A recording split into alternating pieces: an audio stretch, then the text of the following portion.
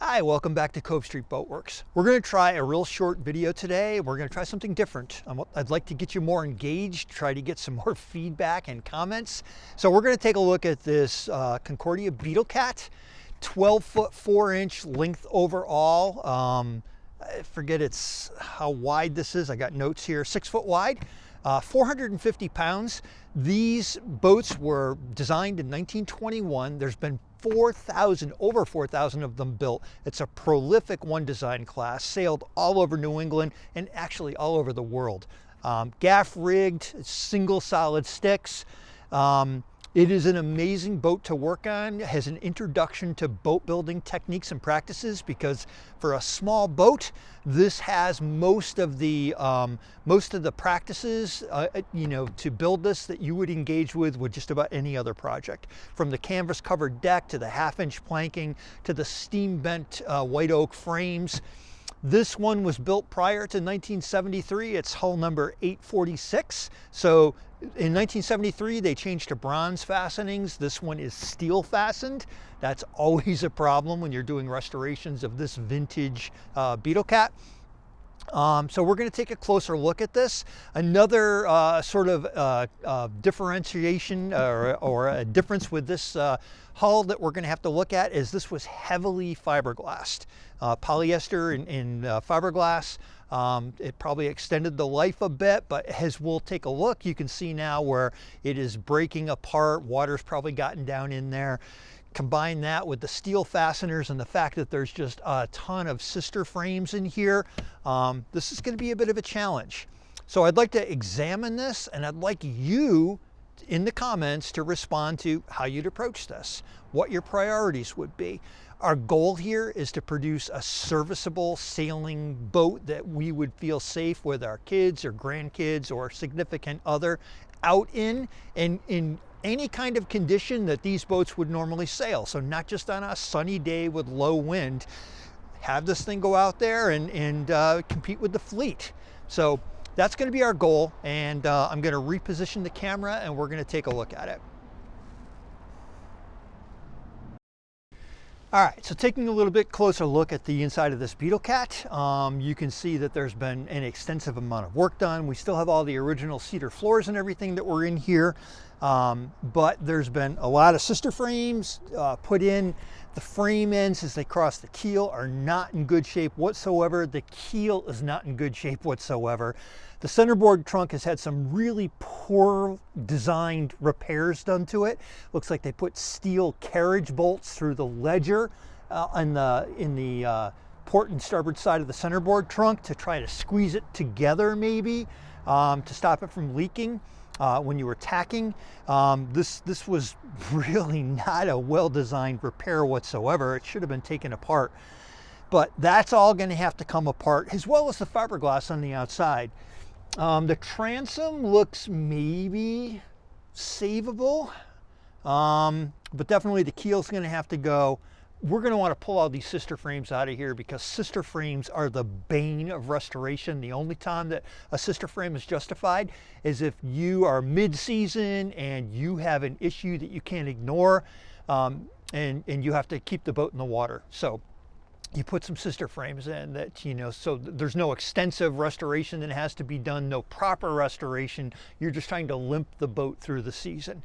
Anytime you put sister frames in, you're putting additional holes in the planking, which is never, ever, ever justified. It's never a good idea. So sister frames are a horrific idea if there's, any accessibility to reframing the boat. To reframe this boat, the deck and everything else have to come off, the coamings have to come off. But given that we're going to be replacing the keel and everything, that's a given. And I'm giving away some of the strategies for doing this repair.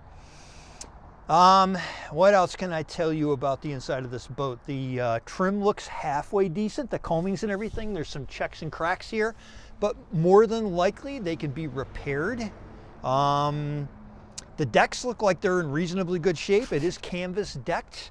So it's mostly structural stuff we're going to have to do. The planking on these boats is usually reusable. White cedar, it was good Atlantic white cedar.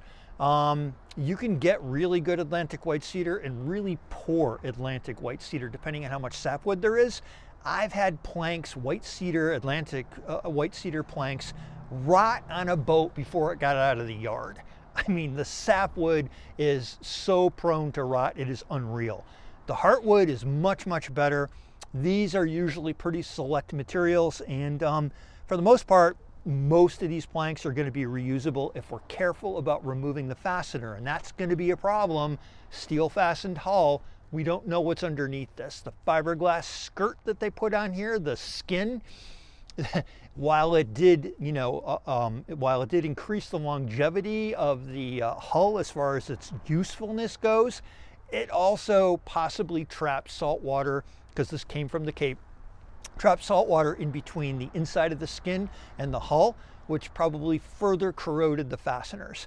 So we may pull the skin off, and we may have a very difficult time extracting the fasteners. I'll give you another hint. We're probably going to have to split these frames out and then carefully extract the fasteners so that we can reuse the planks. There are no drawings available that I am aware of, but there's a lot of articles in older wooden boat magazines about how they're built. So that's one thing you should always reference. Go back and take a look at how these things are built. They're built over a form, and that gives you an idea of how to reverse engineer them, what you're going to have to do to rebuild them, because it's going to be very important from a consideration point of view as far as how we bend these frames in, and the order or the sequence that the disassembly and the assembly take place in. Especially the keel and the centerboard trunk, you're going to find that the form has it's not a flat keel. The keel is bent over the form. So one of the first things we're going to have to consider is, how are we going to rebend that keel? We're going to have to build a form. And since we don't have drawings, we're going to have to measure it off this boat. Now, we do have a couple Beetlecats here, so we could sort of measure them and average them to come up with what we think should be the right shape for that form to bend that keel on. And we'll assemble the keel and the centerboard trunk and the stem and everything all at once. And again, I'm giving you some hints here at how we'll approach this. It may sound daunting, but honestly, it's pretty straightforward. This is something that is well within the reach of anybody that takes a disciplined look at how they were built and really thinks about creating a good restoration plan before you start ripping things out. If you're one of those people that just starts banging away and ripping things out in some disorganized, undisciplined fashion, you're going to be in trouble. But if you really think this out, you make a plan, and then you label everything, you photograph everything, you do whatever measurements you want to do to begin with. As you disassemble the boat, you're labeling what frame it is and where it goes and what's the port side and what's the starboard side, being really disciplined about it. You can do this. You and your grandkids or your kids or your spouse, you could easily do this in your garage or in your barn. So here's a shot of the stem. As it was delivered, you can get some idea of the thickness of the fiberglass skin that's on there, and you can see how it's separated from the hull. There's a lot of ugliness there. You're going to have to figure out how you're going to get this glass off. It is thick. Somebody put a lot of effort into putting this glass on and fairing it. It would never ever hold up because there's nothing to tie the glass to the hull other than the polyester, which isn't going to work for very long, because as the hull works, it's going to break away from the glass, especially when you get a skin that's as thick as this is. If they had put a thinner skin on here, it would have lasted better. But this is incredibly thick. And the thicker you put this skin on, the more dissimilar it is in property to the original hull, and the more likely it's going to separate. You can also see here the canvas, and this is canvas, and how it's stapled with stainless steel staples into the white cedar deck. So, and you can see that there's rub rails missing. That's all going to have to be replaced. There are chain plates on here. Move this over a little bit. So there are some chain plates on there, and we're going to take a look at those. Later boats had chain plates. A lot of the fleet only has a single forestay. So we can talk about the challenges with side stays, side shrouds, and structurally what's required to put those chain plates on there on the side. Here you can see some of the shear clamp that is no longer there. So this is where the side deck and the top of the shear and the top of the planking should all come together. It's all been destroyed. So we're going to have to rebuild that. Of course, we're going to take the whole deck off, so it doesn't really make too much of a difference other than making sure we keep the shape of the hull. So we're going to have to make sure that we pull some measurements here.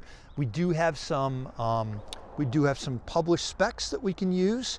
So we do know that the overall beam is 6 foot at its widest point. So that will help us out at least a little bit. Some of the footage on this 360 1-inch camera is wild. Underneath the deck, it looks a lot worse than I thought it did. Oh my God. And this is what happens when you bring a boat home like this.